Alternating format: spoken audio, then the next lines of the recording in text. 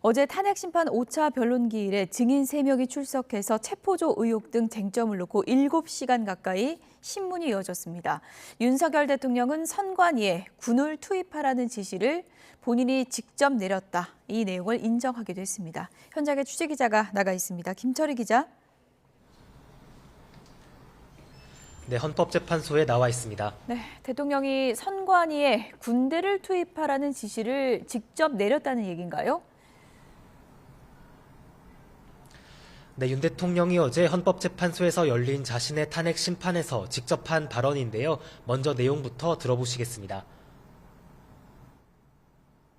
선관위에 좀 보내라고 한 것은 제가 김용현 장관에게 얘기를 한 겁니다.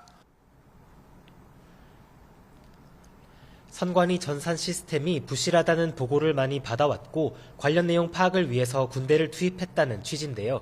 다만 포고령에 따른 수사 차원은 아니었고 정부 부처나 공공기관에는 계엄군이 들어갈 수 있다고 생각해 투입한 거라고 주장했습니다.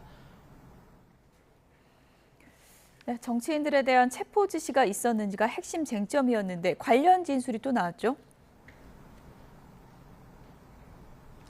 네, 홍장원 전 국정원 1차장은 이번에도 윤 대통령으로부터 관련 지시를 받았다고 증언했습니다. 계엄 당시 이번 기회에 싹 다 잡아들이란 대통령의 전화를 받았다는 건데요. 여인영 전 방첩사령관과 통화하면서 14명에서 16명의 체포 명단을 전해 들었다고도 했습니다. 앞서 홍 전 차장은 명단에 국회의장과 여야 당대표 등이 포함돼 있었다고 증언한 바 있는데요. 미쳤다고 생각해 명단을 옮겨 적다가 중간에 그만뒀다고도 했습니다. 이 부분도 들어보시겠습니다.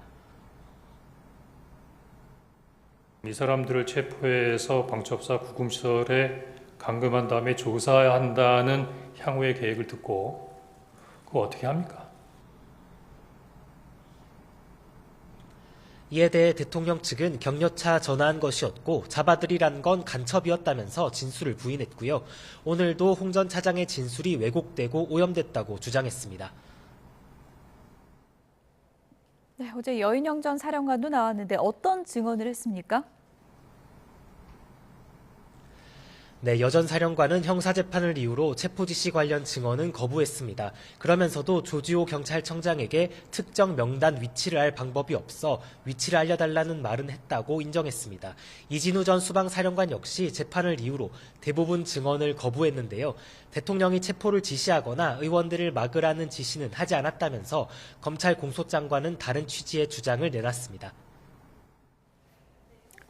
네, 곧 또 다음 변론 기일이 열리게 될 텐데 어떤 절차가 이어지게 될까요? 네, 내일 열리는 6차 변론에는 곽종근 전 특수전 사령관과 김현태 707 특수임무단장, 박준섭 대통령실 경제수석이 증인으로 나섭니다. 앞서 불출석 사유서를 냈던 조지호 경찰청장에 대해선 오는 13일 오후 3시 반에 다시 부르기로 했습니다. 헌재는 오늘 브리핑에서 윤 대통령 측이 신청한 선관위 서버에 대한 감정은 기각했다고 밝혔고요. 선관위로부터 투표 개표 업무자의 국적 통계와 선거연수원 CCTV 등에 대해선 회신을 받았다고 밝혔습니다. 다른 국무위원들의 탄핵 심판도 계속 진행 중인데요. 오늘 오후 2시에는 한덕수 국무총리 탄핵 심판의 두 번째 변론 준비 기일이 진행될 예정인데 한 총리는 직접 참석하지 않습니다. 지금까지 헌법재판소에서 전해드렸습니다.